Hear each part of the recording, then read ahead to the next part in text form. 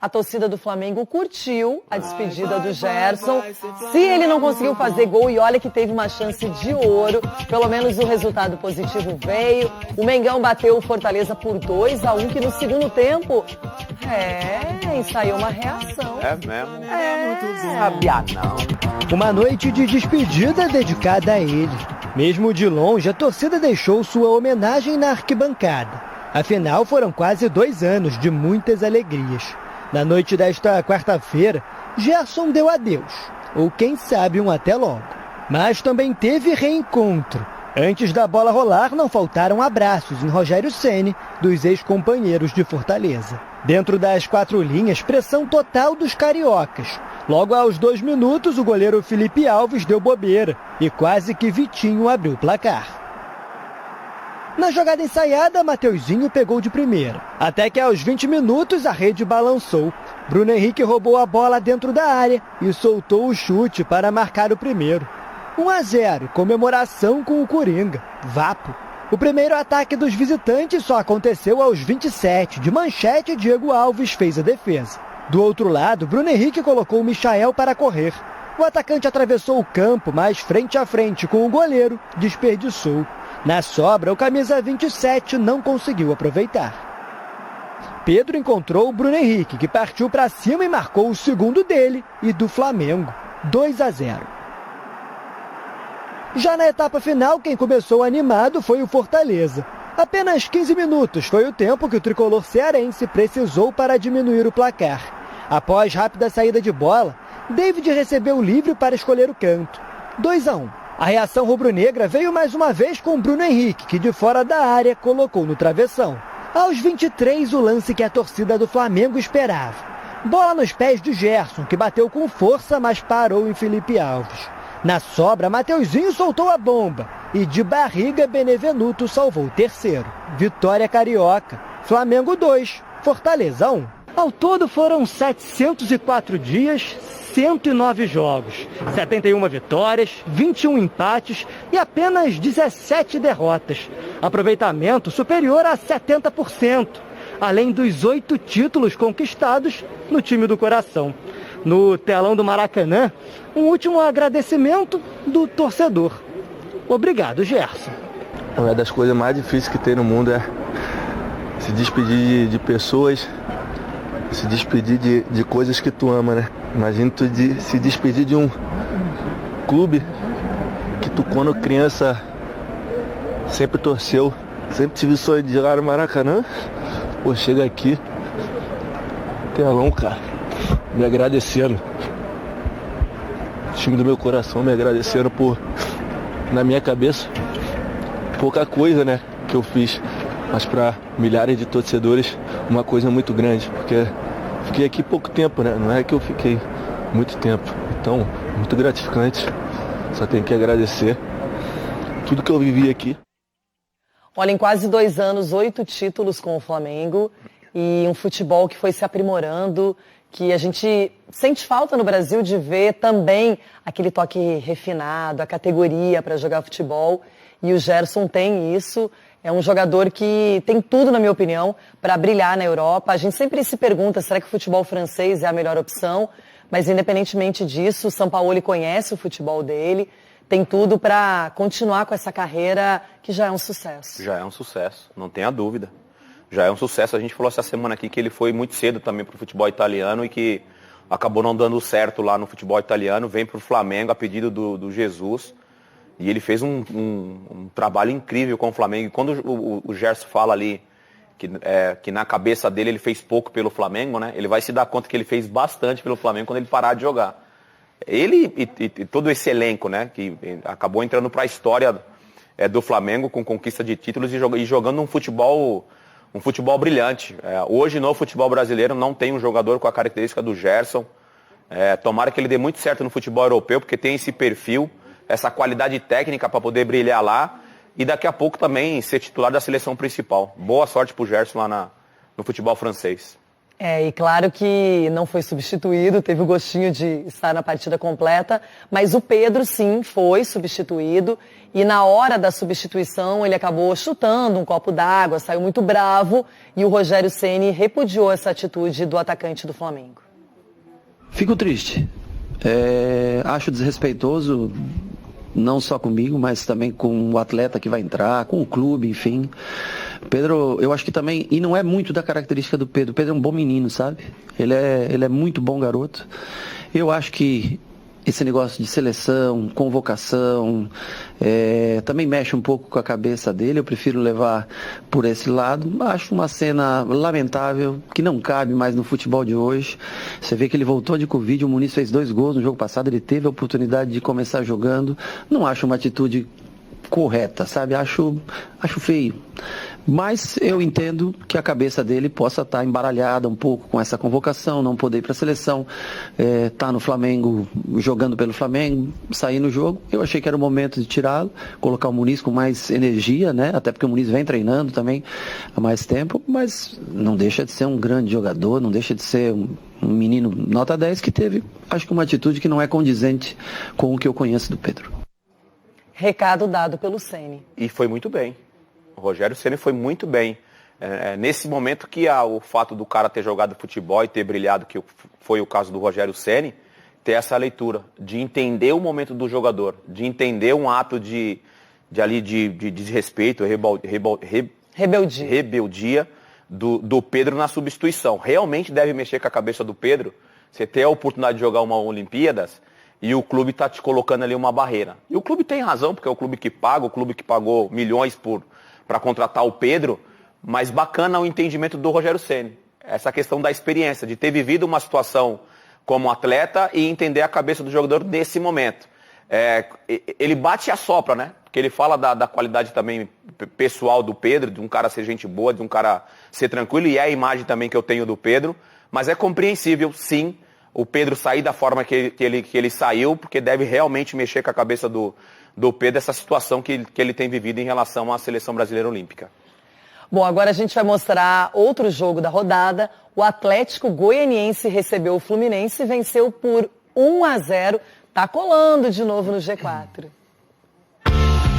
Em Goiânia, confrontação, todo mundo fazendo vapo, né?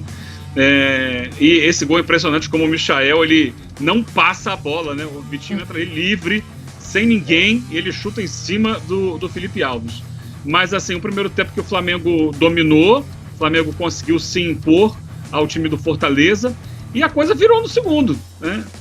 O Fortaleza fez 2 modificações no intervalo, mas acima de tudo mudou a sua postura no jogo, subiu marcação, começou a jogar no campo de ataque, fez um gol com 15 segundos do segundo tempo e buscou até o final.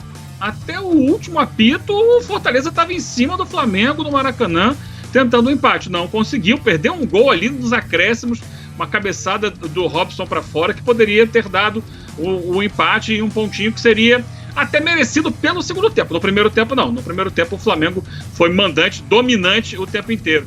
Mas é importante observar isso. Segundo jogo em casa, que o Flamengo cai muito de produção no segundo tempo.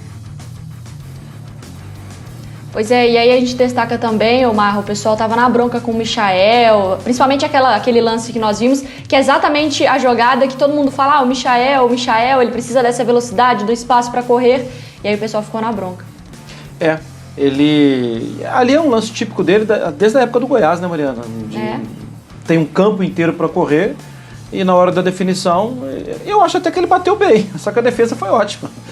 O braço aberto, uma grande defesa. É que o defensor chegou colando nele, né? Chegou a passar aquela bola. Poderia ter dado o passe, certamente. Mas um jogador que sente que está com confiança e que agora é meu momento, que precisa fazer o gol, né? Ele poderia ter tocado, mas não vou acusar também não, porque acho que muitos fariam a mesma coisa. Olha, agora nós vamos ouvir os personagens da partida. Lá no Maracanã, o Pedro Henrique Torre conta como foi então a vitória do Flamengo. E a despedida do Gerson também. Queria te Na despedida de Gerson nesta quarta-feira aqui no Maracanã, o Flamengo ganhou apertado do Fortaleza, 2-1, 2 gols de Bruno Henrique, sofreu um gol no início do segundo tempo e aí venceu apertado, sofrido até o final, mas teve uma boa despedida do seu Coringa. A partir desta quinta-feira, Gerson não é mais jogador do Flamengo, viaja para a França e se apresenta ao Olympique de Marseille. O Flamengo agora olha para o futuro, como vai ser o seu futuro de temporada sem o camisa 8, sem Gerson. O técnico Rogério Ceni vai ter que escolher um substituto definitivo para ele na equipe rubro-negra. Próximo jogo, domingo de manhã, 11 horas, contra o Juventude, Campeonato Brasileiro em Caxias do Sul. Fica claro a expectativa, quem vai jogar no meio de campo do Flamengo no lugar de Gerson. Flamengo que tem 4 jogos no Campeonato Brasileiro, 2 a menos porque teve jogos adiados por conta das convocações, 9 pontos e segue a luta aí pelo tricampeonato consecutivo. Jogador diferenciado, uma pessoa também muito querida por todos, acho que todos têm vídeo as homenagens que o clube fez, que os atletas fizeram, que o torcedor fez hoje aqui na arquibancada. Ele é um cara nota 10, fácil de se lidar no dia a dia, talentosíssimo, vai fazer muita falta pra gente. Vai pesar muito porque agora, além dos 4 desfalques, nós também temos a saída do Gerson para esses próximos 4, 5 jogos e a não volta desses outros jogadores. Então, nós vamos ter que encontrar alguma solução de maneira parecida ou pouca coisa diferente para tentar minimizar essa ausência que é muito significativa pra gente. Imagina tu se despedir de um clube que tu, quando criança, sempre torceu, sempre chorou na derrota, sorriu na vitória. Tu ter a oportunidade de um dia estar vestindo a camisa desse clube e chegar um dia tu ter que se despedir. Lá dentro tem uma família, cara. Então quando tu tem que se despedir assim é difícil, que tu acaba deixando pessoas que tu ama, que tu convive todo dia com as pessoas, então tu acaba criando um carinho muito forte. Eu agradeço eles, agradeço os milhares de torcedores e saio emocionado, mas saio com missão de dever cumprido. Só tenho que agradecer, obrigado por tudo. Nossa, e como cumpriu, hein? E como cumpriu aí essa missão o Gerson, porque como foi importante desde que ele chegou, né, Marra? Desde a chegada, e é uma virada aí no time, na história do Flamengo que o Gerson faz, Marra. E sem dúvida alguma é muito legal quando a gente vê que o negócio é genuíno, né? Isso. Quando ele fala da realização do sonho de uma criança, né? E que todos nós, né? Assim, acho que a gente pode pegar aí a população brasileira que gosta de futebol, a gente sonhou um dia, né? Fazer um gol no Maracanã, no Mineirão, no Beira-Rio, a gente pensou nisso, né? No Morumbi, no Pacaembu, para muitos. Quando criança a gente tinha os nossos sonhos, né? E a gente, é muito legal ver isso, né? A gratidão, não sei quem foi que falou ontem, não sei se foi o Eugênio, eu acho que essa porta vai ficar aberta. Foi o Eugênio, né? Falando sobre o Júnior, né? Na volta do Júnior depois. Acho que essa porta vai ficar aberta e ele tem muita competência, muita qualidade. E eu entendo que... E muito tempo, né, Marra? Ele é muito jovem. Seria inevitável, né, Mariana? Seria inevitável, porque a qualidade que ele mostra... alguém ia buscar mesmo. Alguém ia buscar e acho que ele vai crescer muito na carreira. Nós falaremos mais do Gerson também neste Sport Center. Falando do jogo também, Eugênio, o Bruno Henrique sendo importantíssimo nessa vitória. E nós falávamos ontem, né, Eugênio, sobre um teste interessante para as duas equipes, tanto para o Fortaleza para mostrar a que veio, um teste difícil contra o Flamengo fora de casa, que também, apesar da derrota, se portou bem, e o Flamengo também mostrando a sua força de alguma forma. Sim, o Fortaleza respondeu, né, dentro daquela expectativa nossa, mostrando que é capaz de encarar um time gigante como o Flamengo. Teve suas dificuldades, é normal, qualquer um tem, mas ele mostrou que não baixou a cabeça e no segundo tempo voltou com tudo, né? E o Flamengo, a gente sabe o potencial que tem, repito o que disse agora há pouco, acho que o Rogério precisa ver essa questão do segundo tempo, né? Talvez não, com certeza os desfalques atrapalham muito, né? Porque você já começa com várias reservas. E aí, na hora de substituir, você não tem os reservas, tem que colocar os reservas dos reservas, e aí é mais difícil manter a produtividade. Mas o Flamengo tem tido algum desgaste excessivo para mim no segundo tempo. Quanto ao Bruno Henrique, foi fundamental ontem, não foi só ontem, né? Ele vem, como eu já falei aqui, dando um passo à frente ao assumir responsabilidades que normalmente ele dividia com outros jogadores. Então foi muito bem, assim, acertou praticamente tudo que fez, né? Não só os gols, mas como algumas jogadas que ele voltou para ajudar a criar, passes que ele deu. Esse lance perdido pelo Michael é um passe dele, Bruno Henrique, né? Então foi muito bem, é um titular, né? Da linha de frente é o titular que está jogando, né? Se você parar para pensar, não tem o Everton Ribeiro, não tem o Gabigol, não tem o Arrascaeta. O titular é ele, então ele está mostrando, opa, daqui que quando está um pouco mais complicado, eu resolvo. E resolveu ontem de novo, não é a primeira vez. Já tinha feito uma grande partida contra o América Mineiro, por exemplo. E é um jogador especial no Flamengo. Não é à toa que está... Já ia fazendo um golaço. Não, o gol que ele tenta de fora da área, ele viu o goleiro adiantado. Felipe Alves fora do gol.